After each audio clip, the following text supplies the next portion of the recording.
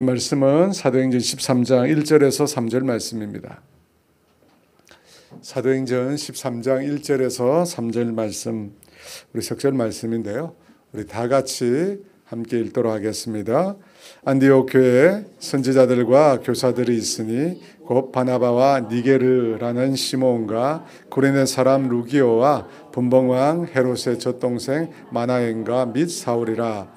주를 섬겨 금식할 때 성령이 이르시되 내가 불러 시키는 일을 위하여 바나바와 사울을 따로 세우라 하시니 이에 금식하며 기도하고 두 사람에게 안수하여 보내니라. 아멘. 사도행전 13장에 이르면 그 이전 장과 내용이 완전히 달라집니다. 사도행전 12장에서는 예루살렘 교회 핍박에 관한 내용이었는데 13장에서는 이방인 선교를 시작하는 선교사 파송에 관한 말씀이 나옵니다. 최초의 교회였던 예루살렘 교회는 처음에 선교사를 보낼 때 계획해서 그 교회에서 준비해서 선교사를 파송한 것이 아니었습니다.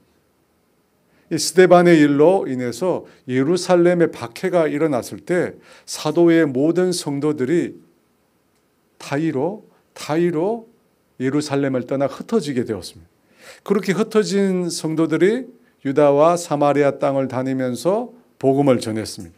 또 일부는 베느키아, 구브로, 시리아, 안디옥에 가서 복음을 전했습니다.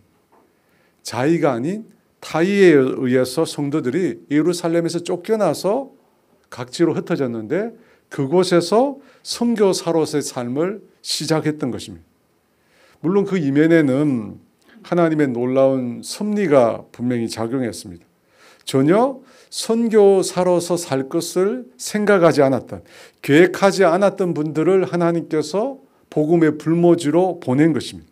그리고 그곳에서 선교사의 삶을 시작한 것입니다. 제가 아는 이 선교사님들 중에 의외로 그런 분들이 있습니다. 이 선교사로서 선교하러 간 것이 아니에요. 비즈니스로 또 여행으로 공부로 다른 목적으로 그 땅에 들어갔다가 그냥 그 땅에 주저앉은 것입니다. 그리고 그곳에서 복음을 전하면서 선교사의 삶을 살고 있는 분들이 의외로 굉장히 많습니다. 저는 생각해 보니까 그런 부류의 선교사님이 참 귀한 것 같아요. 또 제가 그런 분들 참 사랑하는데요. 그들은 자신의 인생에 선교사로서의 계획이 전혀 없었어요.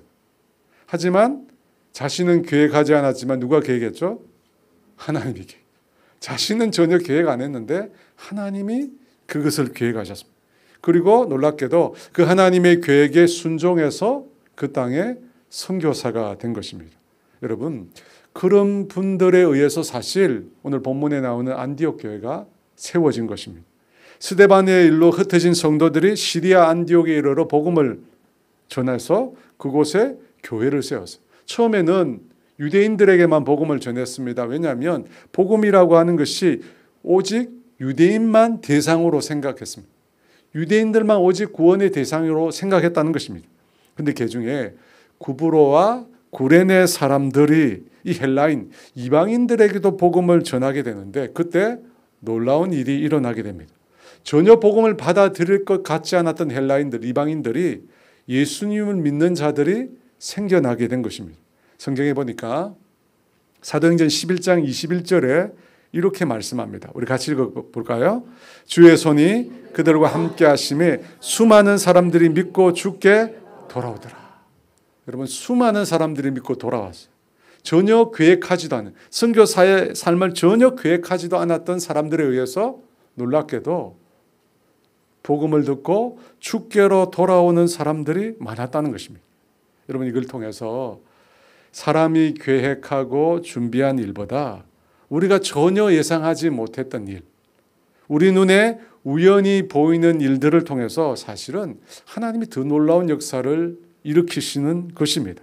왜냐하면 복음 전파는 하나님의 일이기 때문에, 복음을 전하는 것은 하나님의 일이에요. 그래서 하나님을 가르쳐 어떤 표현을 쓰느냐면, 선교를 하시는 분들이 많이 쓰는 표현이 있어요. 선교하시는 하나님. 선교하시는 하나님이라는 표현을 많이 사용합니다. 왜냐하면 보니까 사람이 계획하고 준비한 것보다 하나님의 보이지 않는 섭리가 더 크더라는 것입니다. 하나님이 더 놀랍게 새로운 사람, 특별한 사람을 불러서 놀라운 일에 사용하시더라는 것입니다. 여러분, 그렇게 해서 안디옥 교회가 세워지게 되었습니다. 그 이후의 일들은 다 아시죠? 고개를 끄덕여 주셔야 돼요. 안다고 끄덕여 주세요. 어떤 일이 있었습니까? 예루살렘 교회에서, 안디옥 교회에서 일어난 일들을 듣게 되죠. 그래서 그곳에서 바나바를 그 교회의 사역자로 보냅니다. 바나바가 그곳에 가서 강력한 주의 말씀과 또 깊은 영성과 훌륭한 인격을 통해서 아주 좋은 목회를 합니다. 그때 큰 무리가 교회에 더해지는 놀라운 부흥의 역사가 일어나게 됩니다. 그러다가 사람들이 너무나 많이 밀려오니까 바나바가 혼자 힘으로 그 일을 감당하지 못합니다. 그래서 누구를 찾으러 갑니까? 다소에 있는 사울, 후에 바울이죠. 바울을 찾아갑니다. 여러분, 바나바가 어떻게 해서 사울을 찾게 되었습니까? 어떻게 해서 찾게 되었어요? 이 바울이 다메섹으로 믿는 자를 붙잡으러 갔을 때 그때 부활하신 주님을 만나잖아요. 그리고 그 다메섹에 있는 제자 아나니아로부터 기도를 받습니다. 그때 바울이 주님께서 자신을 무엇을 위해 부르셨는지 소명을 깨닫게 됩니다. 그 소명이 뭡니까? 이방인들을 위한 하나님의 구원의 도구로서 사울을 자신을 불렀다는 것을 그가 깨닫게 됩니다. 그 내용을 바나바가 기억하고 있었어요. 바나바가 예루살렘에서 사울과 교제했으니까요. 그 내용을 기억하고 있다가 오랜 시간이 지났지만 바나바가 예전에 있었던 사울과의 대화를 기억하고 그 사울을 데리러 다소에 갑니다. 그리고 그를 데려다가 이방인 교회인 안디옥 교회에서 함께 목회를 하게 됩니다. 1년간 목회를 하는데 그들이 그렇게 목회한 결과 그 교회 성도들이 어떻게 불리게 되었습니까? 성경 퀴즈 많이 나오는 건데 어떻게 불리게 됐죠? 비로소 그리스도인, 그리스도께 속한 자, 작은 그리스도라고 불리게 되었습니다. 여러분, 그렇게 불렸다는 것은 무엇을 뜻하죠? 그만큼 성도들이 영적으로 성숙하기 시작했다는 거예요. 초신자가 아니에요. 1년간 목회를 통해서 훈련받고 양육받아서 그들이 영적으로 많이 성숙한 것입니다. 그 후에 예루살렘 교회가 흉년으로 큰 어려움을 겪고 있다 소식을 듣고 구제금을 모아 바울과 바나바가 예루살렘에 올라가죠. 그리고 올라가서 구제금을 전달한 이후에 마가의 다락방으로 잘 알려져 있는 마가 요한을 데리고 함께 다시 안디옥 교회로 되돌아오게 됩니다. 그리고 난 다음에 오늘 본문이 이어지는 거예요. 1절 말씀인데요. 같이 있습니다. 안디옥 교회에 선지자들과 교사들이 있으니 곧 바나바와 니게르라는 시몬과 구레네 사람 루기어와 분봉망 헤롯의 젖동생 마나엔과 및 사울이라. 이 안디옥 교회 선지자들과 교사들은 그 교회 지도자를 말합니다. 몇 명이 나오죠? 대충 몇 명 나오죠? 5명이 나옵니다. 5명. 우리가 이 5명의 면면을 좀 살펴볼 필요가 있습니다. 제일 첫 번째는 바나바죠. 바나바는 누굽니까? 예루살렘에서 파송된 목회자죠. 그리고 안디옥 교회에 담임을 했어요. 근데 그는 본래 어떤 사람이냐면 레위인입니다. 레위인. 구브로 섬에서 태어나서 자란 정통 유대인입니다. 두 번째, 니게르라는 시몬이 있습니다. 여러분, 그 이름만으로 이 사람이 유대인임을 알 수 있습니다. 왜 알 수 있죠? 12지파 중에 시몬이 있잖아요. 그래서 이 사람은 유대인이 분명합니다. 그런데 그 이름 앞에 니게르라는 말이 붙어요. 니게르. 무슨 말일까요? 여러분, 이 니게르라고 하는 말에서 니그로, 흑인이 나왔습니다. 이걸 보면 시몬은 흑인이었던 것 같습니다. 흑형이죠. 흑형이라 부르는데. 이 당시 로마 제국 내에서 이 흑인들은 대부분 노예였어요. 거의 대부분 노예였습니다. 세 번째 사람이 구레네 사람 루기오입니다. 구레네는 지금의 아프리카 리비아를 말합니다. 이건 제 생각인데 이 성경에 보면 루기오에 대해서 더 이상은 나오지 않아요. 그런데 제 생각인데 이 안디옥 교회가 처음 세워질 때 구브로와 구레네 사람 몇몇이 이 유대인 외에 이방인에게 복음을 전했거든요. 제가 볼 때 처음 복음을 전했던 구레네 사람 중에 루기오가 있지 않을까 그런 생각이 듭니다. 처음 복음을 전하고 그 교회에서 계속 남아서 시간이 지나자 안디옥 교회 지도자가 되지 않았을까? 성경에 근거는 없습니다. 제 생각이에요. 그런데 충분히 가능성이 있다고 보는데요. 그 사람이 세 번째입니다. 네 번째는 누구죠? 분봉왕 헤롯의 젖동생 마나야입니다. 여기 분봉왕 헤롯은 누구냐면 헤롯 안티파스, 세례 요한의 목을 쳤던 바로 그 헤롯입니다. 그런데 그의 젖동생 마나엔이라 했지. 그의 젖동생. 젖동생이란 말은 무슨 뜻이죠? 한 어머니 밑에서 함께 젖을 먹고 자랐다는 거예요. 그러니까 마나엔은 헤롯의 친형제일 가능성이 있습니다. 물론 아닐 가능성도 있지만 여러분 그런 인물이 예수님을 믿고 시리아 안디옥 교회의 지도자가 되었다는 거예요. 갈수록 이 지도자들이 너무 다양해요. 그죠? 그리고 마지막 다섯 번째 사울이죠. 사울은 바울의 옛 이름입니다. 그는 한때 예수 믿는 사람을 핍박하고 옥에 가두었답니다. 초대교회 가장 이름이 악명이 높았던 핍박자가 바로 사울입니다. 여러분 이 다섯 분이 당시 안디옥 교회의 지도자였습니다. 이 사람들이 여러분 보기에 어떻게 보입니까? 좋아 보입니까? 서로 잘 어울릴 것 같습니까? 절대 어울리지 않죠.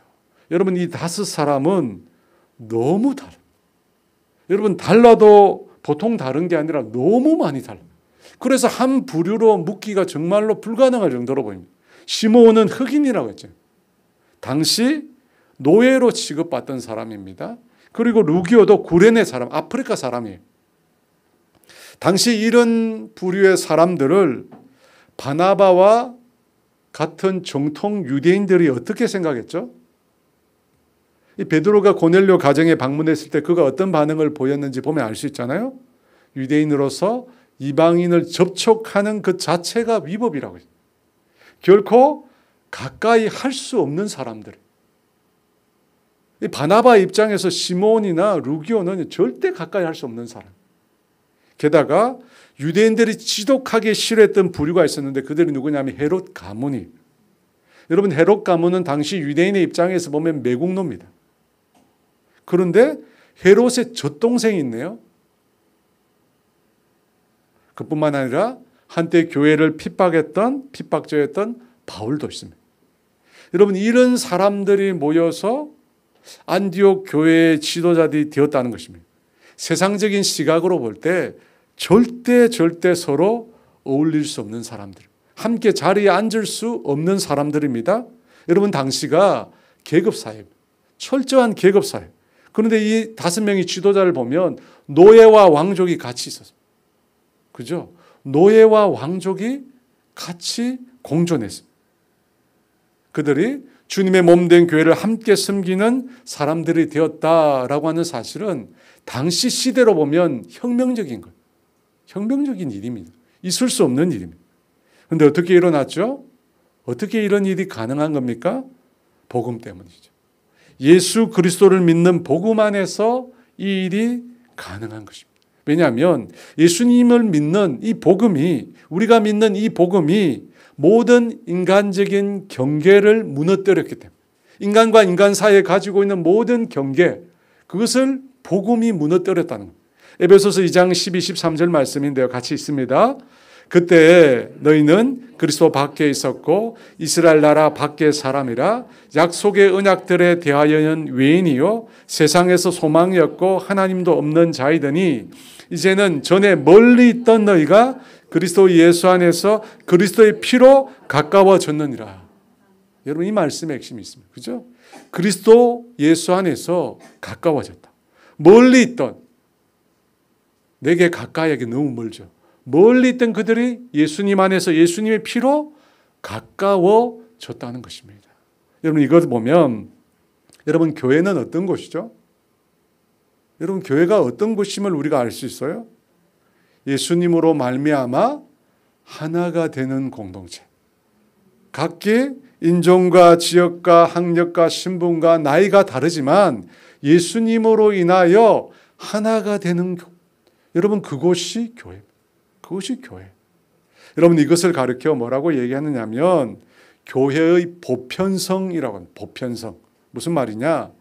특정한 사람만이 교회의 일원이 되는 것이 아니라는 겁니다. 여러분 무슨 말씀인지 아시겠죠? 이 땅에 있는 모든 사람, 인종과 지역과 학력과 신분과 나이를 따지지 않고 누구든지 예수 그리스도를 주님으로 고백하는 사람들은 교회가 된다는 거예요. 뒤에 것도 중요해요. 인종과 지역과 학력과 신분과 나이가 다 다르지만 예수 그리스도를 주로 고백하는 그 사람들은 교회가 될 수 있다는 거예요. 여러분 이게 교회의 보편성이라. 교회의 네 가지 이제 특징인데 그 중에 하나가 보편성이에요. 여러분 우리 생각에 교회가 보편적인 교회, 누구나의 교회가 되어야 한다고 우리가 그렇게 믿습니다. 오늘 말씀이 아니더라도 우리가 그렇게 믿고 있어요. 그런데 실제 그렇지 않은 교회도 많아요. 의외로. 여러분 백인들만을 위한 교회가 있잖아요. 흑인들은 들어갈 수 없는 백인들만을 위한 교회가 있습니다. 그것에 반대해서 또 흑인들만 위하는 교회. 다른 인종은 들어올 수 없고 흑인들만을 위한 교회가 있습니다. 여러분 우리가 외국에 나가보면 생각보다 인종차별이 심해요. 그죠? 인종차별이 심합니다. 흑인들도 동양인들을 얼마나 차별하는지 모릅니다. 여러분 교회에서조차 인종차별이 있습니다. 그런데 외국뿐만 아니라 대한민국도 여러분 그렇습니다. 대한민국도 마찬가지. 여러분 특정한 사람들만 모이는 교회들이 있습니다. 최근에는요 회원제로 운영하는 교회가 있습니다. 여러분 들어보셨습니까? 여러분 그 교회에 들어가기 위해서는 먼저 회원이 돼요. 회원이 되어야 교인이 될 수 있습니다. 그런 교회가 있어요. 제가 분당에 오기 전에 이런 얘기를 들은 적이 있습니다. 제가 그 사역자를 이렇게 만나서 얘기를 나누는데 이 사역자가 교회 내에 어떤 친목 활동을 하면 좋을까 그렇게 생각을 해서 분당에 있는 교회들을 돌면서 교회 내에 어떤 동아리가 있는가 조사를 했대. 교회 내. 그죠? 큰 교회들 안에 보면 동아리도 많잖아요. 우리 교회도 축구 동아리가 있지만 동아리가 있잖아요. 그죠? 동아리. 왜 웃으세요? 네?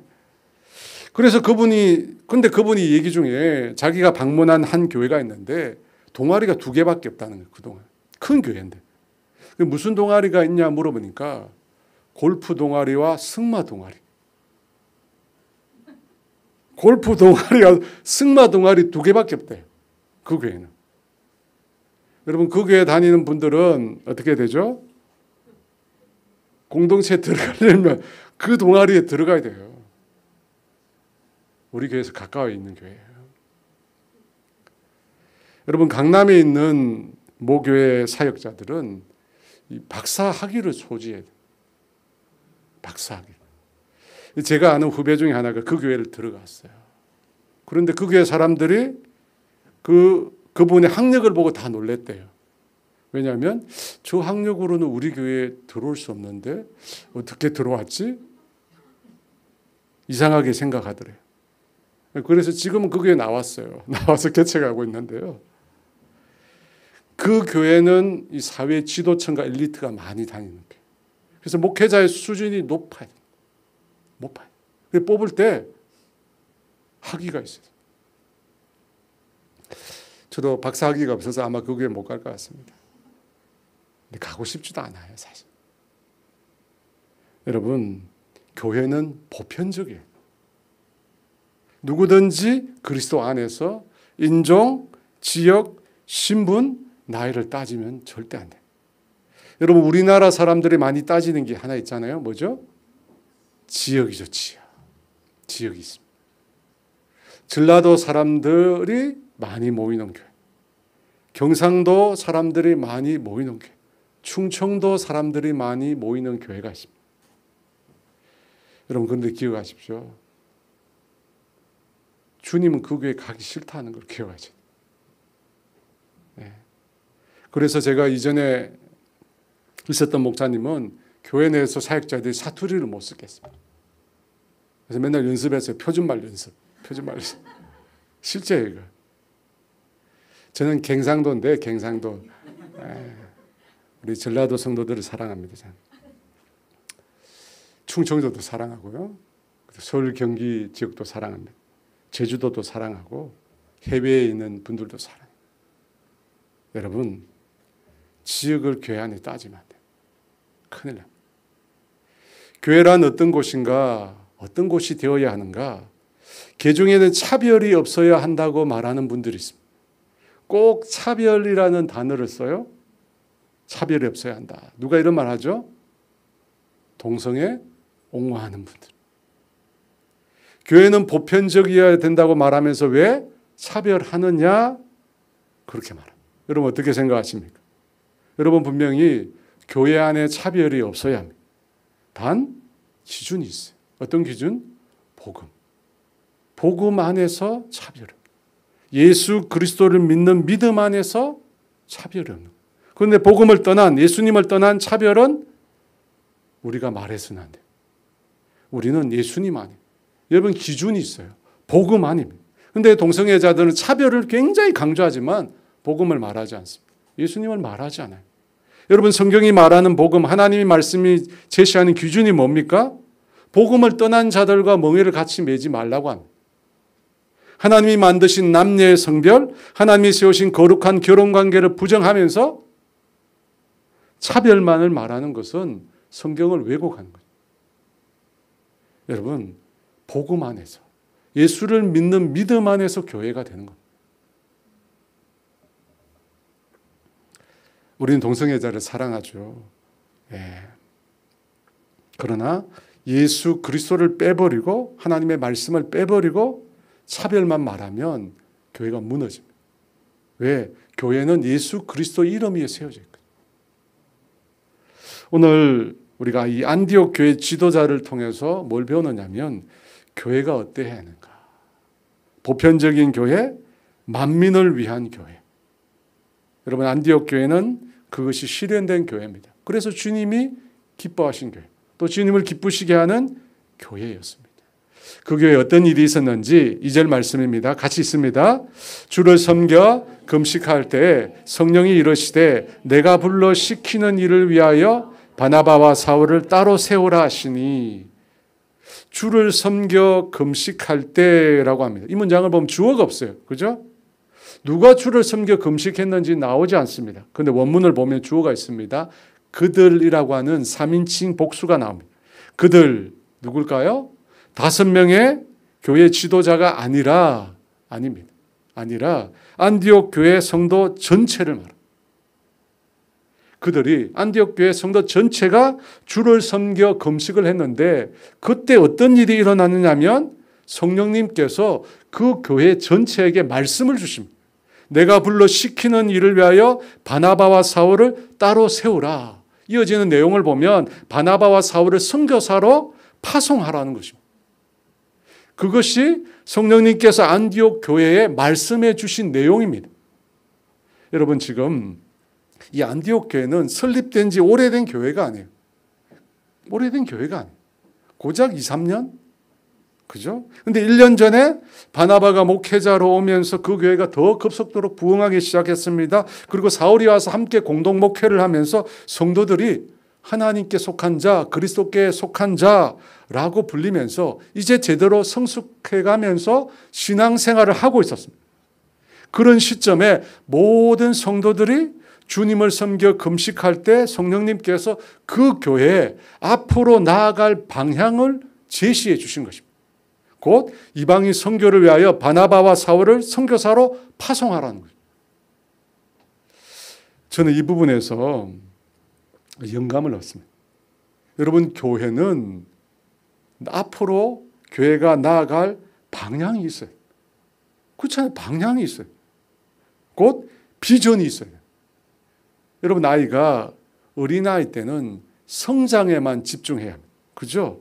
성장에만 집중할 수밖에 없어요. 서지도 못하는 애에게 뛰어다니며 활동하고 봉사하라고 말할 수가 없습니다. 그런데 그 아이가 자라서 스스로 활동할 수 있고 봉사할 수 있는 때가 되면 그때부터는 어떻게 해야 돼요? 일을 해야 합니다. 주의 일을 해야 하는 것입니다. 그런데 무턱대고 하고 싶은 대로 내가 원하는 대로 하라. 그게 아니라 오늘 말씀을 보니까 어떻게 하라고 합니까? 성령님께서. 그죠? 성령님께서 그 방향을 가르쳐 주셔요. 성령님께서.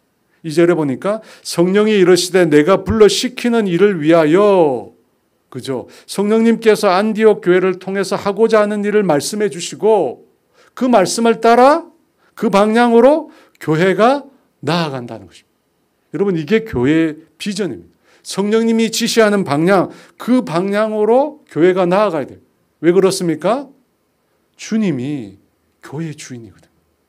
사람이 주인이 아니라 주님이 주인이시니까 주님께서 가르치는 방향으로 교회가 나아가야 돼요. 그래야 그 교회가 주님이 정말로 주인 되는 교회, 주님이 원하시는 방향으로 가는 교회가 되는 거예요. 저는 우리 교회가 그런 교회 되기를 원합니다. 사람들이 원하고 사람들이 하고 싶어서 일하는 교회가 아니라 성령님께서 지시하는 방향. 제가 앞서도 얘기했지만 우리가 계획하고 생각하는 것보다 하나님이 계획하고 생각하는 것이 더 놀랍게 우리 가운데 나타나. 그래서 성령님께서 불러 지시하는 방향, 그 방향으로 나아가는 교회가 되기를 원합니다. 그런 교회가 되기를 원합니다. 여러분, 그러려면 어떻게 해야 될까요? 다시 2절 말씀인데요. 같이 한번 읽어보겠습니다. 주를 섬겨 금식할 때 성령이 이르시되 내가 불러 시키는 일을 위하여 바나바와 사울을 따로 세우라 하시니, 안디옥 교회 성령님께서 말씀하시기 전에 그 교회 성도들이 무엇을 했다고 되어 있죠? 주를 섬겨 금식했다고 합니다. 주를 섬겨 금식할 때 성령님께서 말씀하신 거예요. 그렇다면 주를 섬겨 금식했다. 여러분, 무슨 뜻을 갖고 있는 말일까요? 이 섬겨라고 하는 말은 예배와 관련된 행동을 말합니다. 이 단어가 구약시대는 제사장과 레위인이 행한 일을 가리키는 표현입니다. 기도와 예배 그리고 말씀을 가르치는 것과 관련이 있습니다. 특히 이 섬겨라고 하는 말이 나중에 예배라고 하는 말의 라틴어 어원이 됩니다. 이 섬겨 이 말이 예배라는 말의 어원이 됐다. 그걸 보면 안디옥 교회 성도들이 모여서 예배로 하나님을 섬겼다는 거예요. 그럴 때 성령님께서 그들 가운데 임하셔서 말씀하신 것입니다. 여러분, 안디옥 교회 성도들이 다 함께 모여서 예배로 하나님을 섬기고 있을 때 성령님께서 그들 가운데 임하셔서 교회가 나아갈 방향에 대해서 말씀해 주셨다는 겁니다. 이게 2절 말씀입니다. 여러분, 이 부분에서 왜 우리가 예배에 힘써야 하는지를 알 수 있습니다. 왜 우리가 예배에 힘써야 되죠? 예배를 통해서 성령님이 말씀하신다. 예배를 통해서 성령님께서 우리가 나아가야 할 방향을 인도해 주세요. 여러분, 주님은 우리가 함께 모여서 예배하기를 기뻐하십니다. 우리가 공동체로 교회가 존립하고 있는 이유가 뭡니까? 함께 모여서 기도하고 함께 모여서 예배하기 위해서입니다. 그렇게 함께 모여서 기도하고 함께 모여서 예배할 때 하나님께서 그 현장에 함께 하시고 그 현장 가운데 말씀하시고 그 현장 가운데 놀라운 일을 행하시고 그 현장 가운데 놀라운 비전을 보여주시는 겁니다. 여러분, 믿으시죠? 예배로 함께 모일 때, 예배로 함께 모여 기도할 때 그런 일들이 일어난다는 것입니다. 오순절날 성령께서 마가의 다락방에 강림하셨습니다. 그런데 그 전에 어떤 일이 있었죠? 제가 여러 번 되풀이했는데 같이 한번 볼까요? 사도행전 1장 13, 14절입니다. 들어가 그들이 요하는 같이 있습니다. 들어가 그들이 요하는 다락방으로 올라가니 베드로, 요한, 야고보, 안드레와 빌립, 도마와 바돌로메, 마테와 및 알페오의 아들 야고보, 셀로신 시몬, 야고보의 아들 유다가 다 거기 있어 여자들과 예수의 어머니 마리아와 예수의 아우들과 더불어 마음을 같이하여 오로지 기도에 힘쓰더라. 사도행전 2장 1절. 오순절 날이 이미 이름에 같이 있습니다. 그 다음. 없어요? 오순절 날이 이미 이름에 그들이 다 같이 한 곳에 모였더니, 여러분, 함께 모였을 때문에, 함께 모였을 뿐만 아니라 마음을 같이하여 오로지 기도에 힘썼다고 합니다. 그때 성령이 임하셨어요. 여러분, 베드로 사도가 헤롯 때문에 헤롯에 의해서 붙잡혀 옥에 갇혔을 때도 마찬가지예요. 초대교회 성도들이 어떻게 했습니까? 사도행전 12장 5절 같이 있습니다. 이에 베드로는 교회는 그를 위하여 간절히 하나님께 기도하다. 교회는이라고 합니다. 교회 공동체가 베드로를 위하여 간절히 쉬지 않고 포기하지 않고 끝까지 기도했습니다. 여러분, 그 기도의 응답으로 베드로가 기적적으로 구출을 받은 거예요. 사랑하는 여러분, 하나님께서 우리를 교회 공동체로 부르신 것은 먼저 함께 모이기 위해서입니다. 여러분, 먼저 함께 모여야 어떻게 됩니까? 하나님의 일하심과 역사가 일어나는 거예요. 마태복음 18장 18절에서 20절 말씀입니다. 같이 있습니다. 진실로 너희에게 이르노니 무엇이든지 너희가 땅에서 매면 하늘에서도 매일 것이요 무엇이든지 땅에서 풀면 하늘에서도 풀리리라. 진실로 다시 너희에게 이르노니 너희 중에 두 사람이 땅에서 합심하여 무엇이든지 구하면 하늘에 계신 내 아버지께서 그들 위하여 이루게 하시리라. 두세 사람이 내 이름으로 모인 곳에는 나도 그들 중에 있느니라.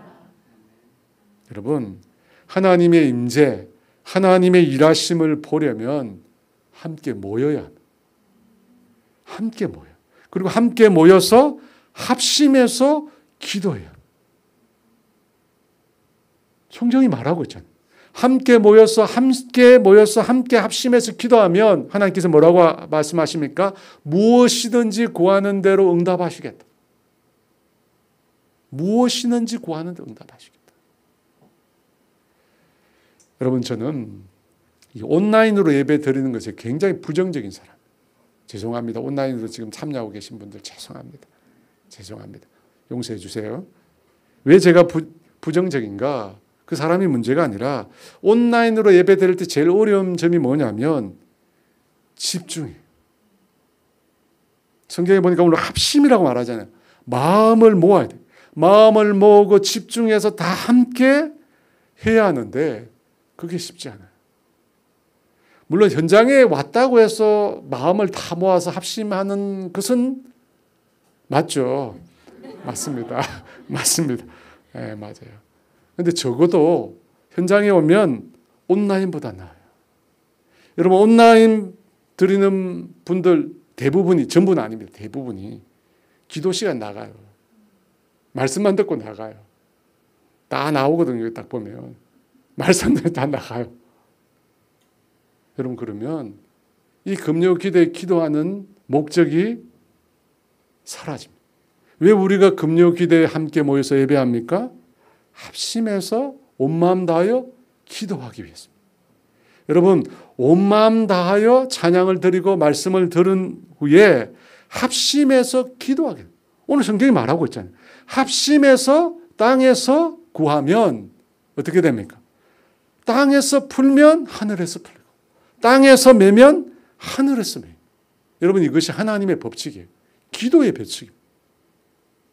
사랑하는 여러분, 주님이 우리를 한 공동체로 불러주신 것은 주님 당신의 일을 이루시기 위해서입니다. 여러분, 교회를 세우신 목적이 뭐예요? 성령께서 그 교회를 통해서 나아갈 방향을 말씀하시잖아요. 주님이 하시고자 하는 일이 있어요. 그 일을 위해서 우리가 어떻게 돼요? 함께 모여서 한 마음으로 합심해서 하나님께 구해야 됩니다. 그때 어떤 일이 납니까? 성령님께서 임재하셔서 그분이 내가 불러 시키는 일을 말씀하신다. 내가 불러 시키는 그 일을 말씀하시는 거예요. 여러분, 예수님께서 기적을 행하실 때 특징이 있는데 어떤 특징이 성경에 많이 나오냐면 기적을 행할 때 그 대상을 향하여 예수님 자신을 보라고 얘기해요. 예수님 자신을 바라보래요. 여러분, 왜 그렇게 할까요? 왜 예수님을 바라보라고 할까요? 지금 너가 처한 여건이나 상황이나 형편에 집중하지 말고 오직 예수님께 온 마음 다하여 집중하라고. 예수님 자신에게 집중하라고 예수님을 보라고 말씀하시는 거예요. 왜냐하면 돋보기를 통해 빛이 모일 때 불이 일어나거든요. 여러분 그렇지 않아요? 빛이 모여야 불이 일어나는 거예요. 사도 베드로가 나면서부터 걷지 못하는 사람을 향해 뭐라고 이야기하냐면 성경에 보면 보라고. 나를 보라고 해요. 사도행전 3장 4절입니다. 읽습니다. 베드로가 요한과 더불어 주목하여 이르되 우리를 보라 하니. 보라는 거. 주목하라는 거. 좀 더 강하게 말하면 몰입하라는 거. 몰입하는 거. 온 마음으로 주님께 몰입하는 거. 여러분 그때 하나님 임재하세요. 그때 성령님 임재해요. 여러분 말씀을 듣기만 하면 아무 소용이 없어요. 중요한 것은 예배 자리에 나와서 온 성도들이 합심해서 마음 다해 찬양하고 말씀 듣고 기도를 통해서 온전히 주님께 몰입하는 거예요. 제가 보니까요. 집중 이상 정말 몰입해야 돼요. 여러분 몰입하면 어떤 일이 일어나냐면요. 주님만 보여요. 다른 건 보이지 않고 주님만 보여요. 주님만 계속 집중하게 돼요. 그때 성령님께서 일하세요. 여러분 주님만 보일 때 주님이 그곳에 임재하세요. 베드로가 보라고 그러잖아요. 예수님이 보라고 그러잖아요. 주님을 보니까 말씀대로 선포하니까 말씀대로 이루어지죠. 여러분 돋보기에 들어온 빛이 모여야 불이 나는 거예요. 주님께 우리가 완전히 몰입해야 주님이 일하시는 거예요. 여러분 그렇지 않으면 아무 소용이 없어요. 저도 30년께 신앙생활 하면서 그렇더라고요. 주님께 완전히. 여러분 왜 다니엘 기도회 때 놀라운 이적과 놀라운 일들이 많이 일어나요. 21일 동안 완전히 몰입하거든요. 그런 분들이 있어요. 해외에 사시는데 그 기간에 한국에 들어와서 호텔을 잡아놓고 21일 참여하는 분들. 여러분 있으세요. 온전히 몰입하는. 그러므로 여러분 이 영적인 법칙을 따르십시오. 성경이 분명히 말씀하고 있습니다. 마태복음 18장 19절 같이 있습니다. 진실로 다시 너희에게 이르노니 너희 중에 두 사람이 땅에서 합심하여 무엇이든지 구하면 하늘에 계신 내 아버지께서 그들을 위하여 이루게 하시리라. 합심해서 무엇이든지 구하면 혼자가 아니에요. 함께 모여서 마음 다하여 기도하는 거예요. 그때 하나님이 문을 여세요. 하늘의 문을 여시고 임재하십니다. 그리고 각 사람의 말씀하시고 하나님이 이루시고자 하는 놀라운 일들을 행하시는 것입니다. 그러므로 여러분 함께 모이고 마음 다하세요. 온전히 주님께 몰입하는 우리 모든 성도들 되길 주의 이름으로 축복합니다. 성령님께서 안디옥 교회에 말씀하시기 전에 그 교회 성도들이 주를 섬겼다고 했습니다. 근데 성경에 보면 한 가지가 더 나와요. 무엇을 했다고 하냐면 금식했다고 합니다. 주를 섬겨 금식했다. 여기서 말하는 금식은 어떤 뜻일까요? 왜 예배를 드리면서 그들이 금식했을까요? 여러분 구약 성경에서 보면 금식하는 경우는 재난을 당하거나 회개를 할 때 그때 그들이 금식을 합니다. 그런데 오늘 본문의 금식은 성격이 조금 다릅니다. 여러분 이 금식은 육체의 정욕을 죽이고 오직 하나님 뜻만 구하는 거예요. 우리 자아가 살살 늘 살아서 펄펄 뛰잖아요. 여러분 그때는 우리 자아가 살아서 막 힘이 있어서 펄펄 뛸 때는 하나님을 구하기보다 내 능력이나 지혜나 힘을 더 우리가 의존합니다. 그래서 금식을 통해서 육신을 죽이는 거예요. 그리고 오직 성령님을 따라 행하는 거예요. 여러분 사울이 바울 되기 전에 예수님을 만나고 난 후에 3일 동안 금식해요. 왜 금식합니까? 옛 자아는 죽고 그리스도 안에서 새롭게 태어나기 위해서입니다. 자신의 판단과 생각은 죽고 자기 자아는 십자가에 죽고 예수님 안에 새로워지기 위해서입니다. 마찬가지로 초대교회 성도들도 온전히 주의 뜻을 분별하기 위해서 금식한 거예요. 자아는 죽고 우리의 생각과 계획은 다 죽고 우리는 항복하고 온전히 항복하고 주님, 성령님만 나타나게 해달라고. 그래서 여러분 금식한 겁니다. 근데 3절에 보면 또 금식이 나와요. 같이 읽어볼까요? 이에 금식하여 기도하고 두 사람에게 안수하여 보내니라. 성령님께서 바나바와 사울을 따로 세우신 것은 그들을 선교사로 파송하기 위해서입니다. 그런데 여러분, 바나바와 사울이 어떤 사람입니까? 안디옥 교회 내에서 어떤 입지를 가지고 있습니까? 바나바는 담임 목사입니다.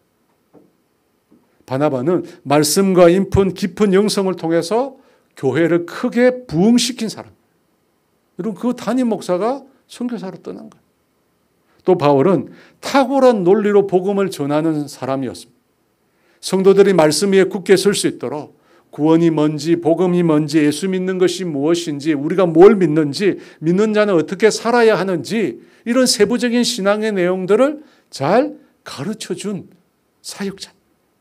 그런데 그 두 분을 선교사로 세우라는 겁니다. 여러분, 교회 입장에서 쉽지 않은 일이에요. 그래서 또다시 금식한 거예요.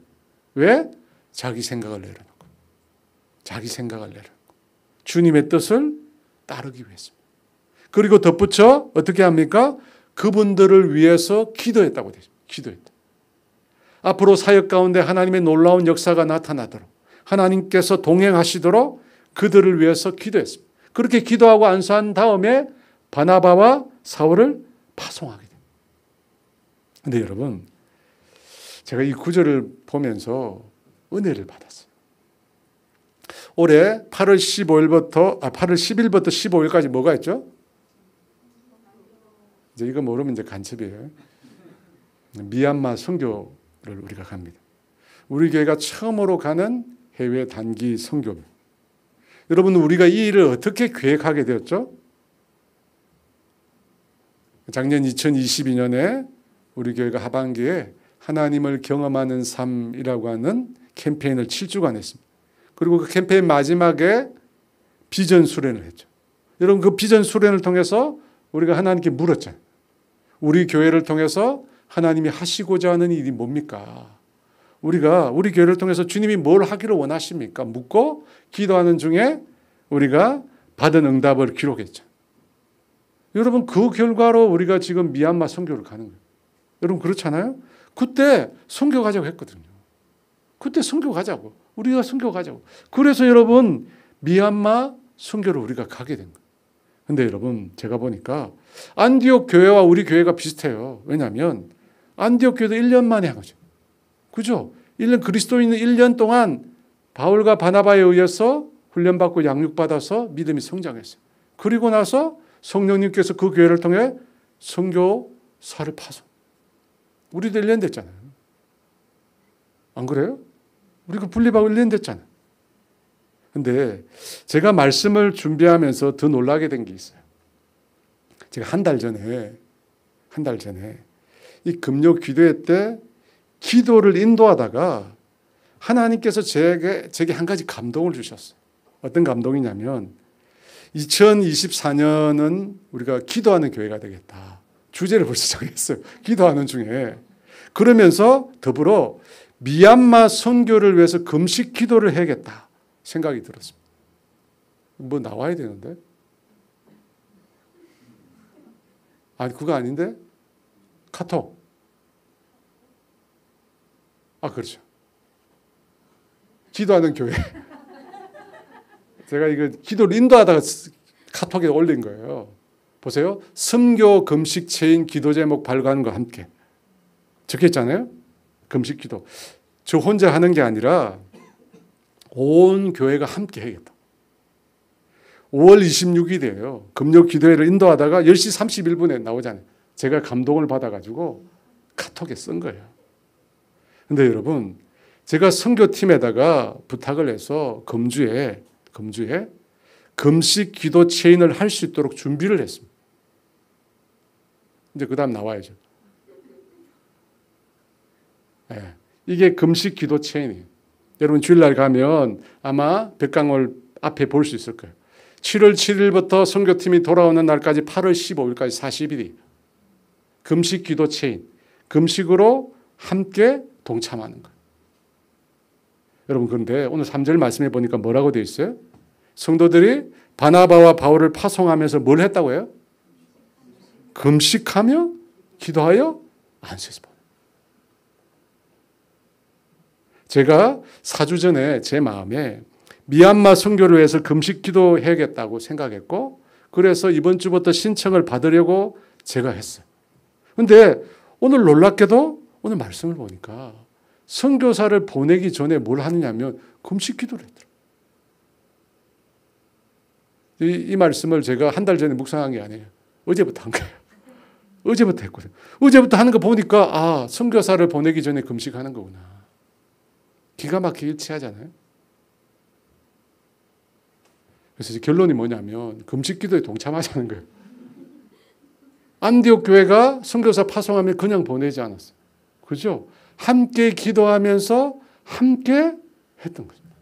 그래서 여러분 이번 주일날 가면 여러분 금식 기도 체인에 대해 표시하세요. 금식. 그죠? 금식은 일거양득이잖아요. 아시죠? 기도도 하고 예뻐주고 일거양득이잖아요. 그래서 온 마음으로 함께 기도하면서 하나님께서 과연 말씀하신 대로 너희가 함께 모여 온 마음으로 기도할 때 기도한 대로 이루어지신다고 했는데 어떤 놀라운 역사가 일어나